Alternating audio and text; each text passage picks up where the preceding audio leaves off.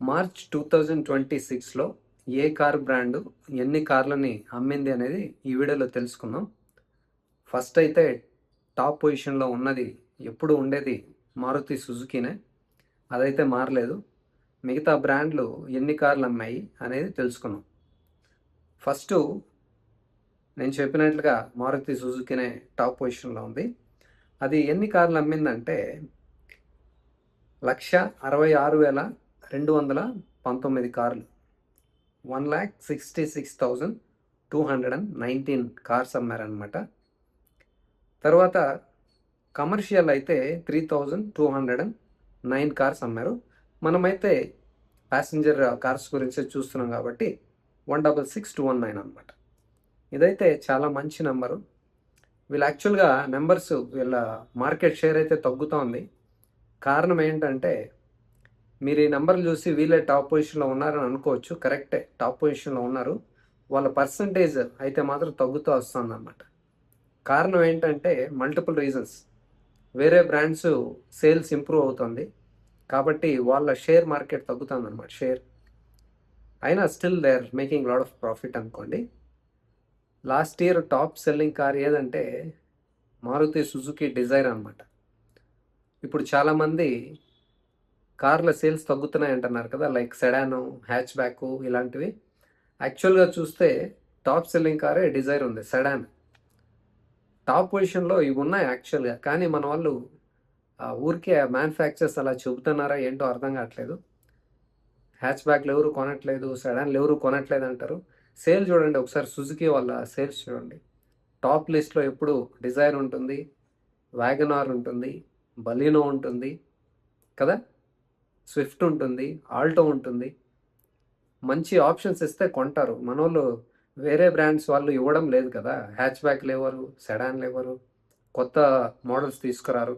కాబట్టి సేల్స్ తగ్గుతుందని చెబుతున్నారు మనకి. యాక్చువల్గా మంచి ఆప్షన్స్ ఉంటే కొంటారు అనమాట. కాస్త గ్రౌండ్ క్లియరెన్స్ ఎక్కువ పెట్టిస్తే బాగుంటుంది. సో ఇది సేల్ పెరగడానికి కారణం, ఇంత ఉండడానికి కారణం మెయిన్ ఏంటంటే మల్టిపుల్ కార్స్ ఉన్నాయి.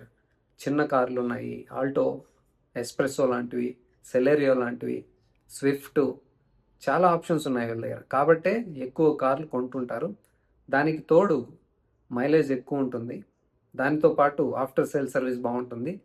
అంతేకాకుండా మెయిన్లీ రిలయబిలిటీ, డ్యూరబిలిటీ, లాంజివిటీ అంటాం కదా, కొన్న తర్వాత సమస్యలు రాకుండా చాలా సంవత్సరాలు పనిచేస్తూ ఉంటాయి. సర్వీస్ కాస్ట్ కూడా తక్కువ, సర్వీస్ సెంటర్స్ అవైలబిలిటీ ఎక్కువ, స్పేర్ పార్ట్స్ అవైలబిలిటీ ఏమీ ఉండదు. కాబట్టి ఎక్కువ మంది కార్లు కొనడానికి ఇష్టపడుతుంటారు, కొంటుంటారు.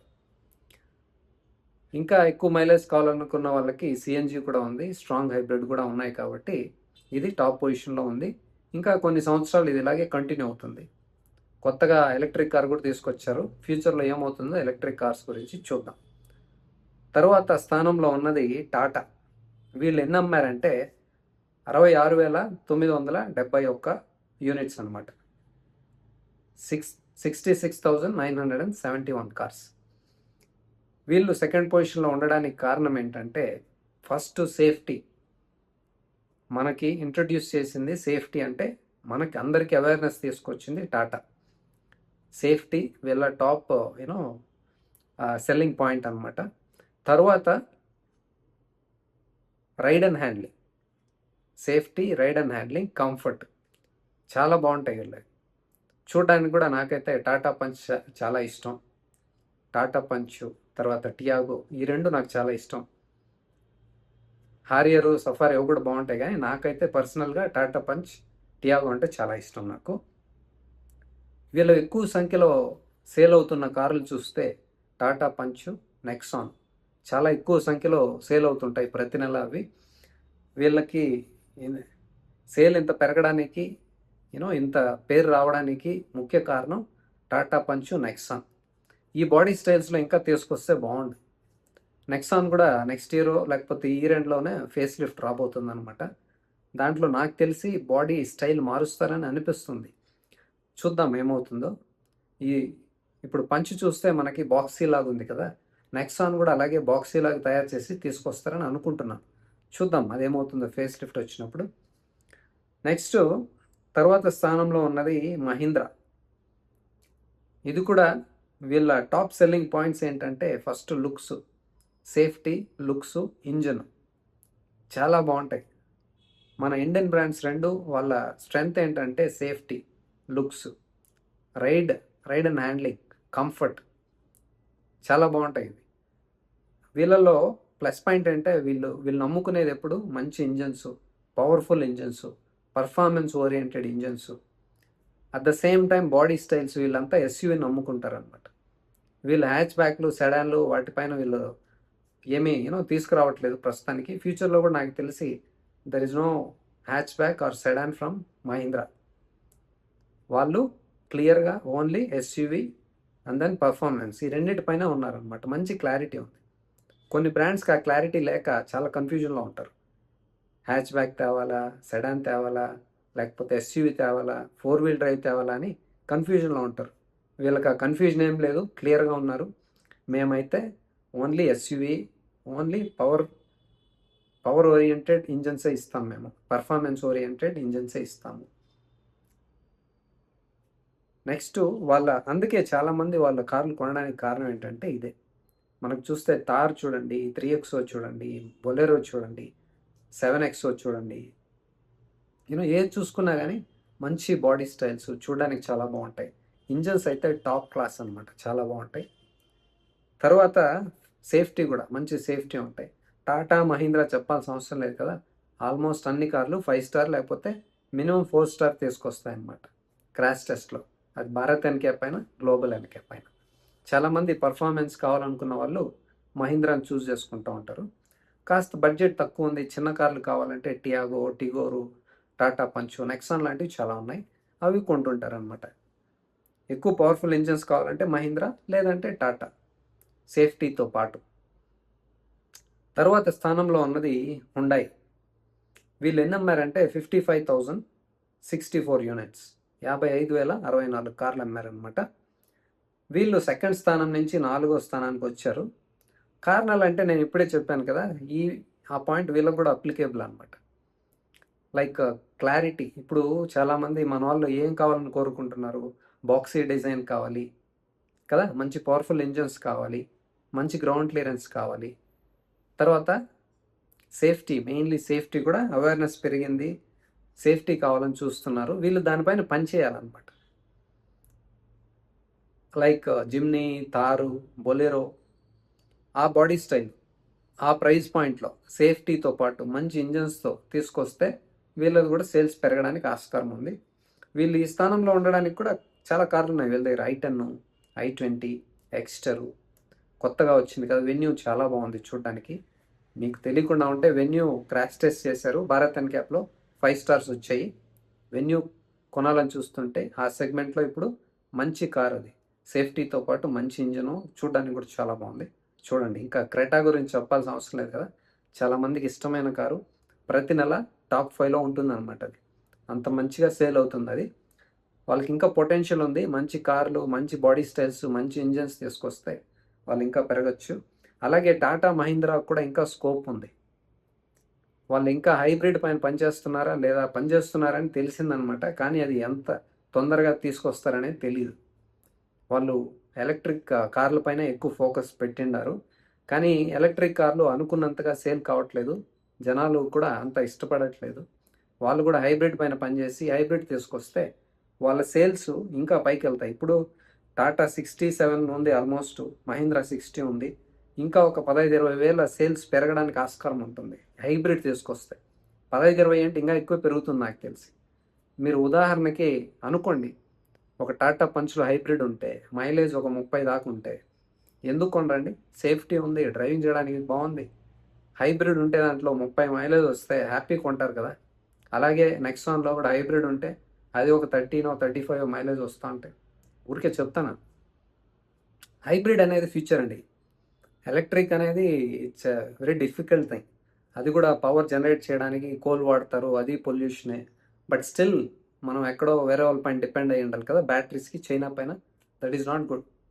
ఇప్పుడు చూడండి, మనం వేరే వాళ్ళ పైన డిపెండ్ అయినాము, యుద్ధం జరుగుతుంది, పెట్రోల్, డీజిల్ రావడానికి ఎన్ని ఇబ్బందులు పడుతున్నాయి, ప్రైజులు పెరిగిపోయినాయి, ప్రైజులు పెంచుతున్నారు కదా, ఎంతమందికి కంగారు పడుతున్నారు. పెట్రోల్ ఉందా లేదా, రేపు వస్తుందా లేదా, రేపు ఉంటుందా ఉండదా అని కంగారు ఎంత ఉంది చూసారా జనాలకి.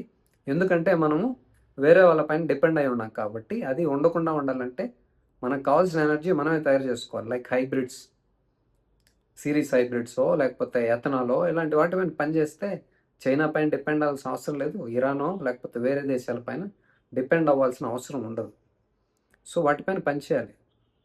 తర్వాత స్థానంలో ఉన్నది టొయోటా 35,125 యూనిట్స్, 35,125 కార్లు అమ్మారనమాట.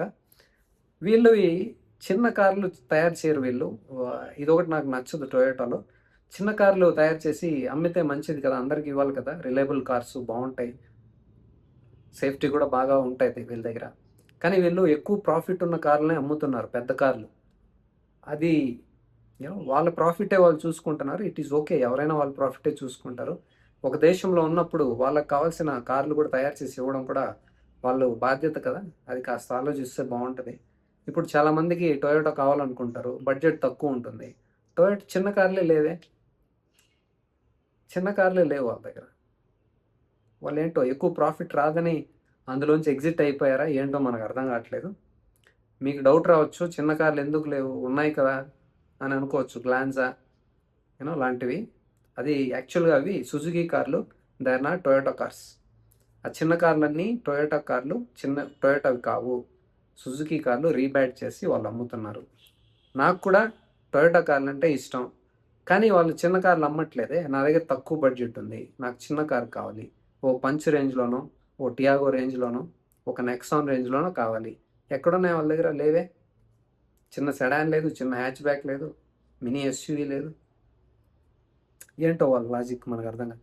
వీళ్ళు కూడా ఇంత సేల్ కావడానికి కారణము సుజుకి కార్లు వీళ్ళు రీబ్యాట్ చేసి అమ్ముతున్నారు కదా, అది కూడా ఒక కారణం అనమాట. తర్వాత స్థానంలో ఉన్నది కియా, 29,112 యూనిట్స్, 29,112 కార్లు అమ్మారనమాట. సో ఈ కార్లు అంటే కూడా చాలామందికి చాలా ఇష్టం, ఎందుకంటే ఇవి చూడడానికి చాలా బాగుంటాయి. ఎక్స్టీరియర్ కానీ ఇంటీరియర్ కానీ చాలా బాగుంటాయి. వాళ్ళు ఆ ఫిట్ ఫినిష్ కానీ, కలర్స్ కానీ, colour combinations, quality of material సూపర్గా ఉంటుంది. అందుకే చాలామంది ఇవి కొనడానికి ఇష్టపడుతుంటారు. ఇంకొక గుడ్ న్యూస్ ఏంటంటే సెల్టాస్ భారత్ ఎన్క్యాప్లో క్రాష్ టెస్ట్ చేశారు, అది 5 స్టార్స్ తీసుకొచ్చింది. మీకు ఇప్పుడు సెల్టాస్ కొనాలని చూస్తుంటే one of the safest car. అది చూడడానికి బాగుంది, సస్పెన్షన్ బాగుంది, ఇంజన్స్ బాగున్నాయి, ఇప్పుడు సేఫ్టీ కూడా యాడ్ అయింది. మీరు అది కావాలంటే చూసుకోండి. తర్వాత స్థానంలో ఉన్నది స్కోడా, 7,906 యూనిట్స్. ఇది కూడా సేలు పెరగడానికి ఆస్కారం ఉంది, కానీ వాళ్ళే ముందుకు రావట్లేదు. ఎందుకంటే డిమాండ్ ఒక చోట ఉంది, డిమాండ్ టువర్డ్స్ సమ్ ఇంజన్ అనమాట. ఇప్పుడు నాకు less than 4 meters engine car కావాలి, న్యాచురలీ ఆస్పిరేటెడ్ ఇంజన్ కావాలి, హైబ్రిడ్ కావాలి, సిఎన్జి కావాలి, కానీ మేము అవి ప్రొవైడ్ చేయట్లేదు. హౌ? సేల్ పెరగడానికి ఆస్కారం లేదు కదా. ఉదాహరణకు చెప్తాను, ఇప్పుడు వాళ్ళ లాజిక్ ఏముందో మనకు తెలియదు, వాళ్ళ ప్లాన్స్ ఏమున్నాయో. ఇప్పుడు మనకి న్యాచురలీ ఆస్పిరేటెడ్ ఇంజన్ లేదు, హైబ్రిడ్ లేదు, సిఎన్జి లేదు, డీజిల్ లేదు వీళ్ళ దగ్గర ఉన్నది ఓన్లీ పెట్రోల్ ఉంది. అది కూడా టర్బో ఇంజన్స్ మాత్రం ఉన్నాయి. అదొక మైనస్ పాయింట్. మల్టిపుల్ ఆప్షన్స్ లేవన్నమాట. 3 కార్లు ఉన్నాయి వాళ్ళ దగ్గర, 3-4 కార్లు పెట్టుకుంటారు. ఇప్పుడు జనాలకి చిన్న బడ్జెట్ ఉన్న వాళ్ళకి హ్యాచ్ బ్యాక్ కావాలి, ఎక్కడుంది? లేదు. చిన్న సెడాన్ కావాలి, లేదు. పెద్ద సెడానే ఉంది వాళ్ళ దగ్గర. ఎంట్రీ కార్ ఇప్పుడే లాస్ట్ ఇయర్ ఎప్పుడో తీసుకొచ్చారు, కైలాక్ అనేసి, ఓకే. బట్ దాంట్లో కూడా ఓన్లీ 1 ఇంజన్ ఉంది, అది కూడా టర్బో ఉంది. వాళ్ళ దగ్గర డీజిల్ లేదు, పెట్రోల్ మాత్రం ఉంది. ఇది కొన్ని మైనస్ పాయింట్స్ అనమాట. వాళ్ళు అది అర్థం చేసుకుంటే హైబ్రిడ్ అన్నా తీసుకొచ్చిండాల్సింది, ఈ పాటికే సేల్ పెరిగి ఉంటుంది. ఏమో వాళ్ళు ఎప్పుడు తెస్తామంటున్నారు, ఎప్పుడు వస్తుందో చూద్దాం అది. తర్వాత స్థానంలో ఉన్నది హోండా, 7,585 యూనిట్స్ అనమాట. వీళ్ళు కూడా అంతే, మంచి కార్లు, మంచి ఇంజను, మంచిగా ఉంటాయి, చాలా బాగుంటాయి, సేఫ్టీ కూడా బాగుంటుంది. కానీ ఆప్షన్స్ లేవన్నమాట. 2-3 కార్లు పెట్టుకున్నారు వీళ్ళు కూడా, ఏంటో మరి చూద్దాం ఏమవుతుందో. తర్వాత స్థానంలో ఉన్నది JSW MG మోటార్, 6,528 యూనిట్స్. వీళ్ళు కూడా సేఫ్టీ అన్నీ బాగుంటాయి. చూద్దాం, వీళ్ళు కొత్త కార్లు తీసుకొస్తున్నారు, ఇంకా స్పీడప్ చేయబోతున్నారు. ఎందుకంటే JSW కూడా ఇప్పుడు పార్ట్నర్ అయింది కాబట్టి వీళ్ళు కాస్త స్పీడప్ చేస్తున్నారు అనమాట. కొత్త కార్లు వస్తున్నాయి, ఇంకా రాబోతున్నాయి తొందరలోనే. ఇయర్లోనే మల్టిపుల్ కార్స్ కూడా తీసుకురాబోతున్నారు. హైబ్రిడ్ కూడా రాబోతుంది, వేరే బ్రాండ్ కూడా రాబోతుంది. జేఎస్డబ్ల్యూతోనే వేరే బ్రాండ్ కొలాబరేట్ అయి తీసుకొస్తున్నారు, చూద్దాం అది కూడా. తర్వాత స్థానంలో ఉన్నది రెనాల్ట్ 5046 యూనిట్స్. ఇది నాకు తెలిసి నెక్స్ట్ మంత్ నుంచి ఈ నెంబర్ మారబోతుంది. ఎందుకంటే వాళ్ళు డస్టర్ తీసుకొచ్చారు, వాళ్ళ ఫేవరెట్ బ్రాండ్, చాలామందికి ఫేవరెట్ బ్రాండ్. వాళ్ళకు మంచి సేఫ్టీ, వాళ్ళకు మంచి సేల్ అండ్ పేరు తీసుకొచ్చిన బ్రాండ్. చాలామందికి ఇష్టమైన కారు మళ్ళా వచ్చింది అది ఇండియాకి. చాలా బాగుంది ఇది. చాలామందికి చెప్పాను కదా, ఫ్యాన్స్ ఉన్నారు దీనికి. ఇప్పుడు ఉన్నది కూడా కొత్తది, చూడడానికి చాలా బాగుంది. మంచి ఇంజన్స్ ఉన్నాయి, మంచి ఆటోమేటిక్ కూడా ఉంది. సేఫ్టీ కూడా 5 స్టార్ తీసుకొస్తుందని చెప్పారు వాళ్ళు. ఇంతవరకు క్రాష్ టెస్ట్ చేయలేదు, చూద్దాం అదేమవుతుందో. ఇది అండి లాస్ట్ మంత్కి సంబంధించి. ఫస్ట్ అయితే ప్రస్తుతానికి సుజుకీనే ఉంది. Going forward in the future ఎలా మారుతుందో చూద్దాం. హైబ్రిడ్ నాకు తెలిసి ముందుకు వెళ్తుంది. మన ఇండియాలోనే కాదు, గ్లోబల్గా కూడా చూస్తే సేల్స్, ఎలక్ట్రిక్ కార్ల సేల్స్ అనుకున్నంతగా కాదు, చాలా తక్కువగా సేల్ అవుతున్నాయి. అందరూ ఇప్పుడు హైబ్రిడ్ పైన పనిచేస్తున్నారనమాట. అక్రాస్ యూరోప్లో కానీ యుఎస్లో కానీ ఎక్కడైనా కానీ. అది అన్ని బ్రాండ్స్ చెప్తున్నారు ఇప్పుడు. హుండాయి కానీ, టొయోటా కానీ, హోండా, వాళ్ళు ఫోర్డ్, వేరే వాళ్ళు కూడా ఎలక్ట్రిక్ కాస్త వెనక్కి పెట్టి ఇప్పుడు హైబ్రిడ్స్ పైన పనిచేస్తున్నారనమాట. సో ఇది అండి లాస్ట్ మంత్కి సంబంధించిన సేల్స్.